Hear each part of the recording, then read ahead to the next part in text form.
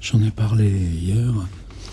Cette plaquette de 1986, publiée par Alain Lance, eu au moment du Salon du Livre de Francfort, une espèce de rencontre européenne. Je n'ai pas relu la préface, et je fais partie, là, on était 23 auteurs, publiés en Allemagne, récemment traduits. Là, moi, c'était Le Crime de Buson qui venait de sortir chez Madholt Verlag.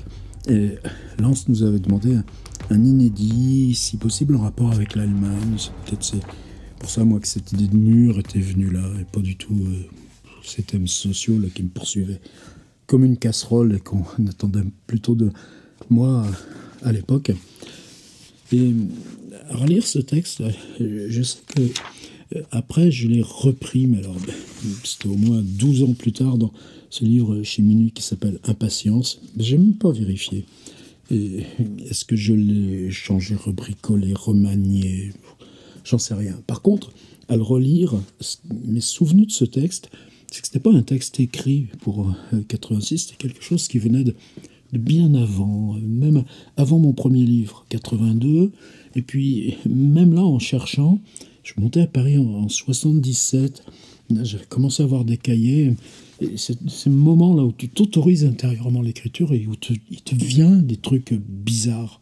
Ce que je cherche aussi, là, avec ces carnets, là, en ce moment, ou ce que je cherche aussi, là, quand j'écris avec ChatGPT et tout ça, ce qui te met en mouvement, là, ce qui te... Et ce texte, pour moi, il est un des plus anciens même des prises d'écriture consciente. Alors, je me suis dit, si je le relisais, si je faisais l'expérience, pour moi, là, de le reprendre et de le relire. Le mur. C'est un mur. Devant moi, j'ai mes ongles. Mes doigts ne guérissent plus, écorchés au bout, où les graviers du béton s'incrustent et rognent. Je dis mes ongles, mais ils ont disparu, c'est à vif. La plaie saigne pour imbiber aussitôt et alourdir ces taches brunes dans l'excavation ovale, poreuse. Il y a longtemps que j'ai passé le plâtre. Ce matériau que je racle est un conglomérat rugueux et dur qui résiste. Ce mur est pourtant si mince. Vu de loin, une feuille isolée au milieu de sa plaine sans obstacle, tout droit et très long. Il n'enclôt rien. En arrivant, j'ai bien vu où, là-bas, à gauche, il commençait, et où, à droite, encore plus loin, il finissait. Nettement d'aplomb, légèrement incurvé sur cette face au-dessus de ma tête, avec un léger pan coupé à chaque bout, en trapèze. L'âme tombée droit sur la plaine déserte et grise sous un ciel qui semble l'écraser de la paume, ce ciel tourmenté avec au couchant de grands nuages qui le colorent de vastes bandes vives comme déchirées sur son fond d'acier. Ce n'est pas non plus que ce mur soit si haut, à peine s'il dépasse un peu d'où la main peut atteindre en sautant.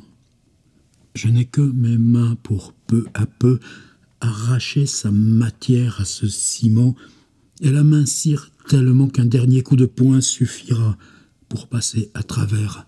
La suite sera facile quand il ne s'agira plus que d'agrandir la brèche. Ce sera long, mais on y arrivera bien, moi ou un autre. Nous sommes tant, paraît-il.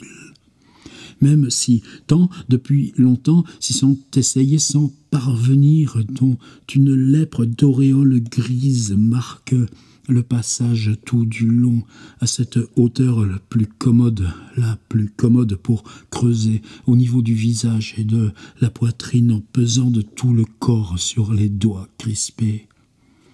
Une mousse diffuse sur toute l'étendue du mur, irréprochable sinon, hors le léger fendillement de l'âge. Le mur est si ancien. Reprendre une de ces cavités abandonnées, oui, cela m'avait tenté. Au début, ça aurait sans doute été plus facile, mais j'ai eu peur. Alors j'avais choisi ce pan lisse devant moi, là où la marche, simplement, m'avait amené. J'avais cherché dans ces aspérités la première prise. Mes ongles étaient durs, alors.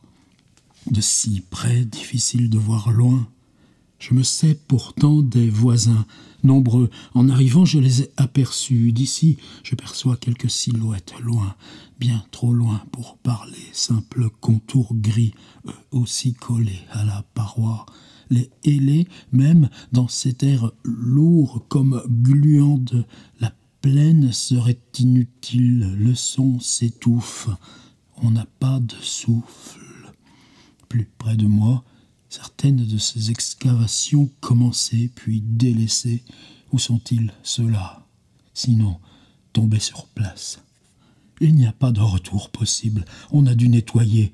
Le plus près sur ma gauche comme ça, mais il y a longtemps déjà. C'était soudain mis à griffer devant lui de toute l'étendue de ses bras par soubresauts. Puis s'affalait, semblait s'enfouir le visage dans le ciment, si frotté, aussi écrasé.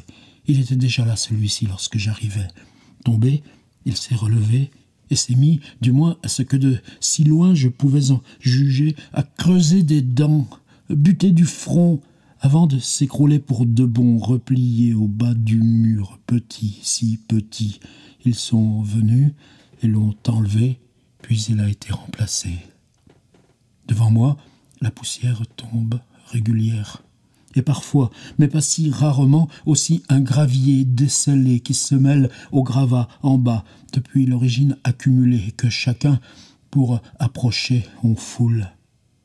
D'autres fois, j'ai trop mal. Je dois arrêter, à cause de mes doigts, sans plus de peau. Alors je polis seulement de la paume, j'essaye de calculer ce qui me reste d'épaisseur. J'attends que cesse le saignement, que diminue la douleur aux ongles arrachés, mais il faut vite reprendre. Je ne devrais pas me regarder les mains, ne regarder que le ciment devant ce rideau gris qui m'interdit de ne voir rien d'autre. Penser à la brèche, au lendemain, à la marche reprise. Si c'est dur, la poussière tombe, j'avance, chance me laisser encore de parvenir. Mais tellement abîmées mes mains déjà à les voir. Cette honte, elles sont si faibles, et la peur, ne pas tenir, il faudrait ne pas penser au mur, ne pas penser à ce type que là-bas j'ai vu tomber, penser à ce gravier qui résiste à cela seulement. Les dents, le front, non, résister à cette envie qui, lui, l'a perdu. Et la sueur aussi passe du front au mur, comme le sang passe des doigts au trou, un béton qui boit tout.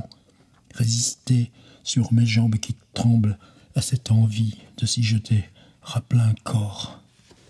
Continuer seulement, même si cela saigne, même si cela presse. Il faudrait ne pas penser. Le mur fait peur.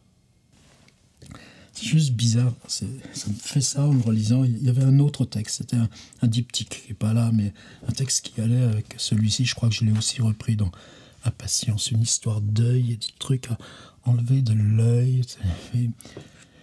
C'est comme si vous saviez que vous étiez entré dans l'écriture. Vous voyez, il y a plus de 40 ans de ça, simplement parce que tu as trouvé une figure. Et c'est cette figure-là, elle a quelque chose de visuel, de matériel, t'implique dans le corps. Et tu sais que là, tu vas travailler. Après, ce qui vient, ça peut être les usines, les villes, les trains, les Rolling Stones, tout ce que j'ai pu travailler depuis. Mais cette figure, c'est celle que tu cherches, celle qui pour moi remonte à Edgar Poe, ou la fonction même de la littérature, par son fantastique. Et des fois, ça console, là, quand t'as 70 balais, t'arrives au bout, tu sais que c'est plus la peine, publier, ça m'intéresse plus tellement. Là, oui, ça m'intéresse, la table, le travail, les livres, l'ordi.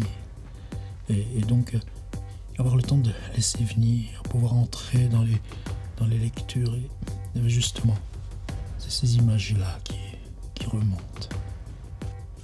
Alors, comme c'est pour ça que je fais ces carnets, c'était celui d'aujourd'hui. On vient de passer les 13 abonnés sur cette chaîne 2 là. C'est bizarre parce que ma chaîne principale, celle que j'ai travaillé depuis 2009, là, donc plus de 12 ans, où maintenant il y a des ateliers d'écriture, pas mal de choses. Et à un moment donné, ça a été un coup de tête. Là, tu veux voir ce truc personnel avec la date du jour, et puis tu sais pas où ça t'emmène. Fais une autre chaîne, fais un autre espace. Et après, tu te disais, mais quoi, tu recommences tout à zéro, c'est dur de faire une chaîne YouTube.